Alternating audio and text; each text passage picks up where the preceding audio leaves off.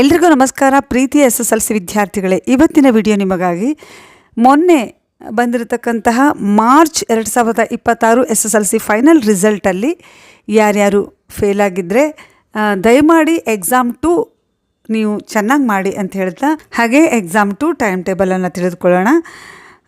ಮೊದಲನೇ ಪೇಪರ್ ಮೇ 18 ಸೋಮವಾರ ಇದೆ. ಕನ್ನಡ, ತೆಲುಗು, ಹಿಂದಿ, ಮರಾಠಿ, ತಮಿಳು, ಉರ್ದು, ಇಂಗ್ಲೀಷ್ ಹಾಗೆ ಸಂಸ್ಕೃತ. ಮೇ 19 ಮಂಗಳವಾರ ವಿಜ್ಞಾನ, ರಾಜ್ಯಶಾಸ್ತ್ರ, ಹಿಂದೂಸ್ತಾನಿ ಸಂಗೀತ, ಕರ್ನಾಟಕ ಸಂಗೀತ.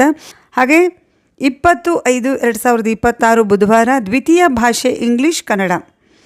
21/5/2026 ಗುರುವಾರ ಗಣಿತ, ಸಮಾಜಶಾಸ್ತ್ರ.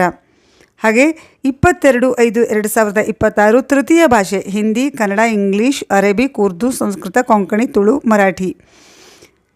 ಹಾಗೆ ಮಾಹಿತಿ ತಂತ್ರಜ್ಞಾನ, retail, automobile, beauty and wellness, apparel made of home furnishing, electronics and hardwares. ವಿದ್ಯಾರ್ಥಿಗಳೇ, ನೀವು ಯಾವ ಸಬ್ಜೆಕ್ಟ್ನಲ್ಲಿ ಫೇಲ್ ಆಗಿದ್ದೀರಾ ಆ ಸಬ್ಜೆಕ್ಟ್ನ ಟೈಮ್ ಟೇಬಲ್ನ ನೀವು ನೋಡಿಟ್ಕೊಳ್ಳಿ.